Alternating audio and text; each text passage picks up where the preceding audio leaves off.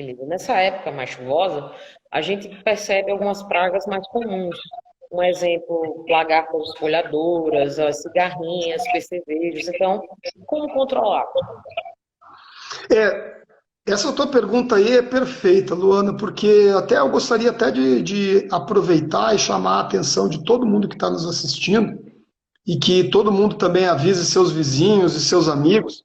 É, os insetos praga na pastagem são bastante deixados em segundo plano e provocam problemas gravíssimos, especialmente a cigarrinha, a lagarta, são insetos que podem atrapalhar muito o manejo de pastagem, atrapalhar muito a produção potencial de uma área, e para isso a gente deve cada vez mais estar atento à contagem das ninfas de cigarrinha no início das chuvas. Agora em maio já não vai ser mais tanto um problema, mas em abril certamente a cigarrinha provocou problemas gravíssimos na pastagem de Alagoas, de Sergipe, da Bahia, de Pernambuco, que eu sei que tem gente desses 4 estados aqui do Rio Grande do Norte nos assistindo, e justamente por falta de cuidado, porque elas não aparecem de uma hora para outra, né?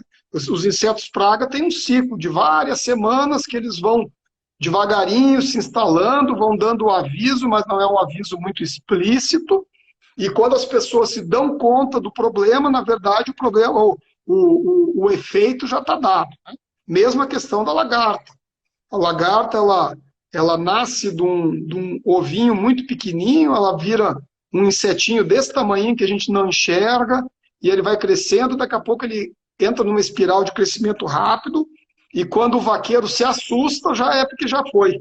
Já não tem praticamente nada a ser feito. Então, quando a gente sabe que vai acontecer, e aí eu posso dizer, vai acontecer, né? No mês de março e abril a gente tem que estar bastante atento a isso, consegue se organizar e utilizar os produtos. Existem produtos biológicos para controle de lagarta, de cigarrinha, mas para eles serem efetivos, eles têm que ser aplicados mais no início do ciclo, porque senão a gente já tem que partir diretamente para utilização de produtos químicos, para poder fazer o controle quando a coisa já ficou mais aguda. Mas, de qualquer maneira, a parte enorme do dano já vai ter sido feito, né? Então, atenção a cigarrinha lagarta, porque ela está comendo uma parte do pasto que o gado de vocês não está comendo.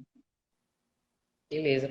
E quando a gente pensa num produtor de leite especificamente, ele tem a possibilidade de fazer a regulação ou ajuste no manejo do pasto fazendo silagem? É, quem tem alimento, quem tem alimento guardado pode fazer usar algumas táticas bastante diferentes e que trazem resultado muito grande. Então, como a gente respondeu para alguém que perguntou logo ali atrás, né? O que eu faço quando o pasto está sobrando? Eu aumento a quantidade de animais no lote ou eu tiro piquetes da rotação. Quando a gente tira piquetes da rotação, a gente vai ter uma sobra de pasto nesses piquetes que não estão sendo pastoreados e que eles podem ser armazenados naturalmente como silagem do próprio capim. A gente pode fazer silagem de maçai, pode fazer silagem de braquiária, pode fazer silagem de mombaça. Vai ter um alimento de qualidade guardado para seca. No caso do produtor de leite, ele já é um produtor que costuma se preocupar mais com o estoque de alimentos para a época seca, justamente porque tem animais que precisam de uma alta qualidade de pasto o tempo todo. Então, se ainda sobrou silagem no início da estação chuvosa e os pastos estão muito baixos por qualquer motivo de uma seca muito severa, isso pode acontecer no sertão, né, com bastante regularidade, de ter secas menos favoráveis, né, secas mais duras. Não é algo fora de senso fazer um confinamento de sequestro. A gente pode juntar os animais todos num piquete, fornecer o resto de silagem para esses animais, enquanto espera alguns dias para o pasto se recuperar, justamente porque está chovendo, e aí acontece de novo aquilo que nós falamos no início de que muitas vezes o pasto, no começo da estação chuvosa, está com poucas folhas, então ele tem uma dificuldade de fazer fotossíntese rapidamente, mesmo estando com umidade. Beleza. André, qual a importância de você ter o acompanhamento de um técnico nesse momento? É uma pergunta que às vezes parece meio óbvia, mas eu sei que tem produtor rural que às vezes acha que já entende do assunto, que já faz assim há mais de 10 anos, 20 anos, 30 anos, e ele vai fazendo do jeito que ele aprendeu há muito tempo atrás. Mas qual a importância de você ter um técnico capacitado para ajudar nesse processo? A gente tem um técnico de confiança atendendo a propriedade, acompanhando o histórico, tudo que é feito, todas as conquistas, as modificações, as ampliações, o aumento de produtividade, é algo que ajuda muito nesses momentos de transição, tanto agora, nesse momento que a gente está vivendo, numa época seca para uma época chuvosa, quanto daqui a 3 meses, nós estamos em maio, daqui a 3 meses começa a transição para a época seca outra vez, mais 4 meses a gente está em seca.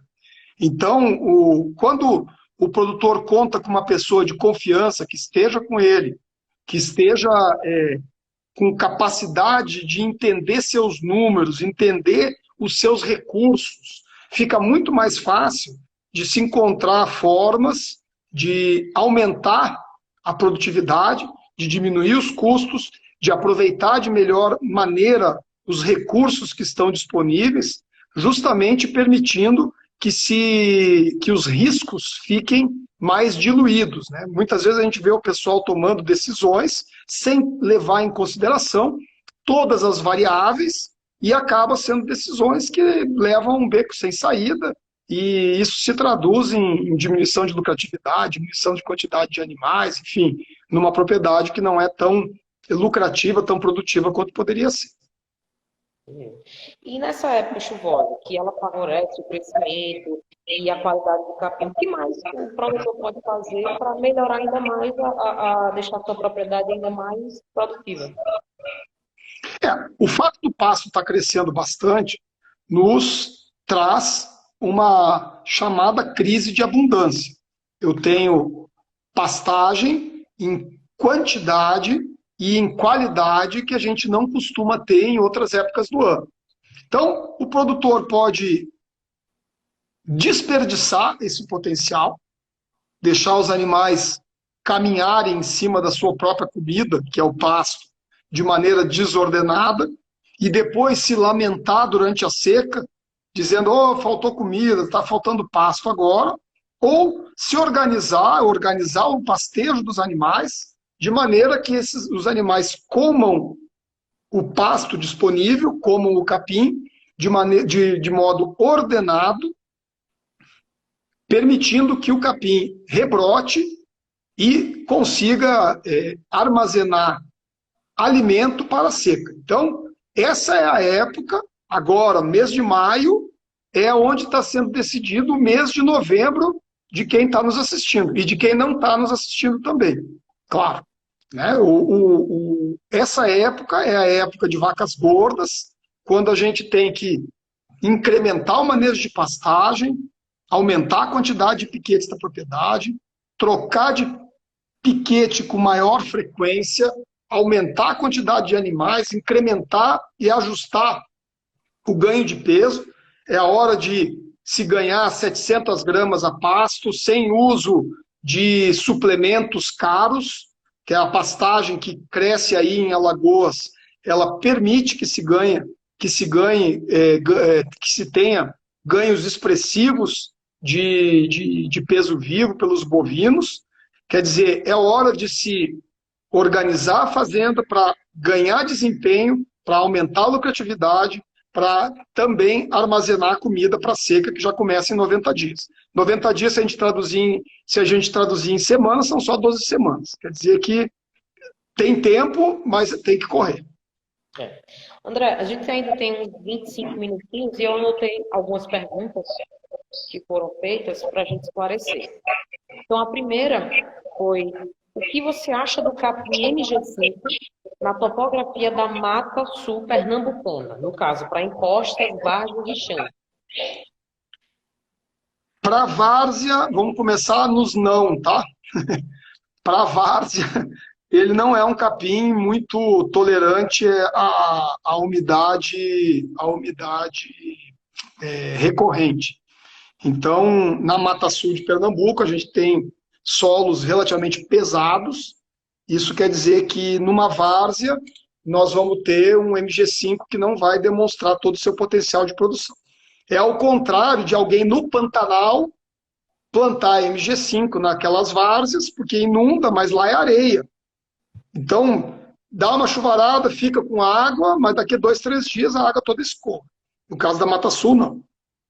Para encosta também não é algo que me agrada. Poderia ser plantado, mas não é algo que me agrada, porque o comportamento do MG5, do Charaés, que é o nome técnico dele, é um comportamento bastante cespitoso, né? Ele forma toceiras, ele não enrama, ele não produz estolões, de maneira que uma encosta não vai ficar bem protegida com o uso do MG5.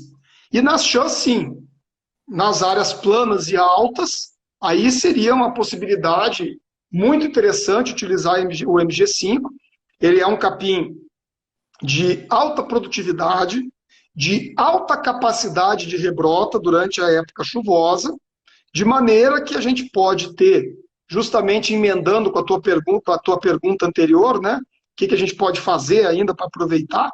Essa é a hora de ter 5, 6 cabeças por hectare no MG5. Porque o MG5 ele tem essa agressividade de crescimento, e aí tem muita gente que não gosta desse capim, justamente por não manejá-lo com piquetes, com carga instantânea alta, quer dizer, uma grande quantidade de animais numa área pequena, consumindo todo o pasto, e depois dando um tempo de descanso para que esse pasto consiga se recuperar. Então, só para resumir toda essa minha resposta, na várzea de Pernambuco, da Mata Sul, não. Na encosta, não é legal. E na chã, pode plantar e fazer os piquetes, que é uma ótima opção.